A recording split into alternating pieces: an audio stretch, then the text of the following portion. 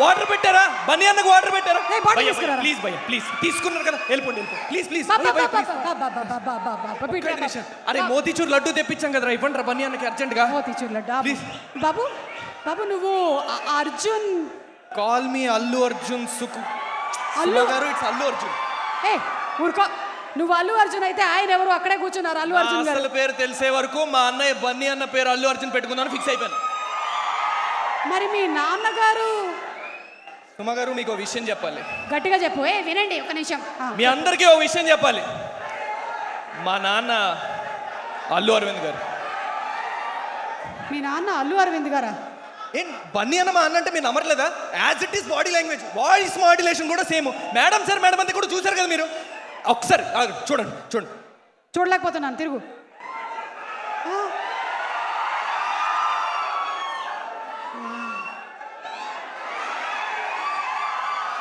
ఏది డబ్బింగ్ చెప్పాలి మీరు దీనికి? నీ అవ్వ తగ్గేదేలే. ఎవరయ్యా? అంటే నువ్వు అల్లు అర్జున్ అని ఫీల్ అయిపోతున్నావా ఇప్పుడు? తప్పేం లేదు.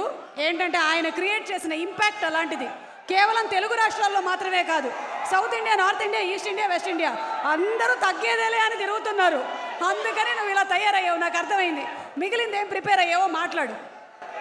ఇంత ఓవర్ యాక్షన్ చేశాక అన్నయ్యకి షేక్ హ్యాండ్ ఇచ్చి రావాల్సిందే. అన్నయ్య బ్లెస్సింగ్స్ తీసుకోవాలి.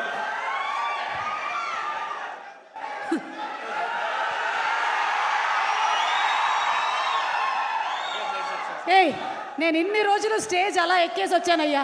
నిన్ను చూసిన తర్వాత అదే ఇన్స్పిరేషన్తో నాకు కూడా వద్దు, ఇలాంటి వద్దు. అదే ఇన్సూరెన్స్ ప్రీమియం కూడా కట్టలేదు నేను. అందరికీ నమస్కారం. నేను గీతం యూనివర్సిటీలో మీరందరూ గ్యాప్ ఇస్తే జై బన్నీ అని అరుస్తారని నాకు తెలుసు. మీలో ఒకటిగా నేను ఈరోజు మాట్లాడుతున్నాను.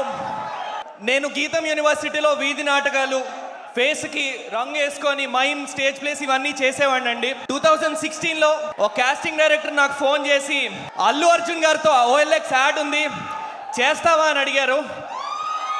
ఎగిరి గంతేసుకొని ఆడిషన్ ఇచ్చాను, సెలెక్ట్ అయ్యాను.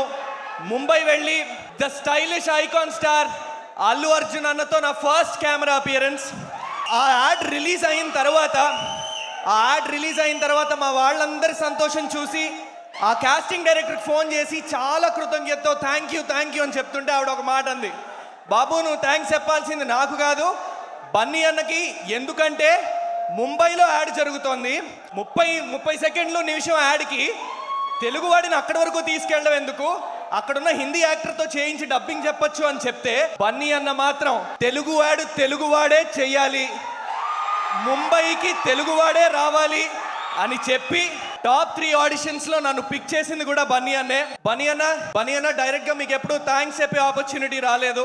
థ్యాంక్ యూ సో మచ్ అన్న. నా కెరియర్ స్టార్టింగ్ పాయింట్ మీరు. నా కెరియర్ స్టార్ట్ అయింది మీ వల్లే. అండ్ ఈరోజు మీ ఈవెంట్కి రావడం నా కెరియర్ టర్నింగ్ పాయింట్గా భావిస్తున్నాను. నా విషయం అనే కాదండి, ఆ రోజు యాడ్కి బన్నీ అన్నకి ఒక అసిస్టెంట్ వచ్చాడు. ఈ రోజు ఆ అబ్బాయి ప్రొడక్షన్ మేనేజర్. అది కేవలం బన్నీ అన్న వల్లే. తన చుట్టూ ఉన్నవారు ఎదగాలని కోరుకోవడమే కాకుండా ఎదగడానికి అవకాశాలు కనిపించేది బన్నీ అన్న. నాలాంటి వాళ్ళకి ఎంతో మందికి ఇండస్ట్రీకి రావడానికి చాలా ఆపర్చునిటీస్ కలగజేస్తున్నారు. సినిమాల్లో తెలుగు వాళ్ళు చేయాలి అని గట్టిగా నమ్మేది బన్నీ అన్న.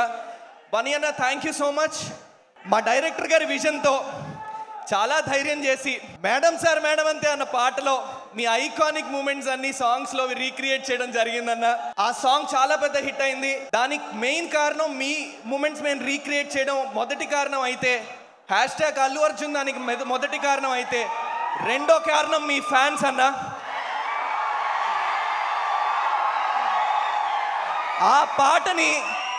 ఆ పాటని ఎంత ఓన్ చేసుకున్నారంటే వాళ్ళు సొంతంగా రీల్స్ క్రియేట్ చేసి ఆ పాటని ఊరు తిరిగేలాగా మాసెస్లోకి వెళ్ళేలాగా చేసింది మాత్రం మీ ఫ్యాన్సే అన్న.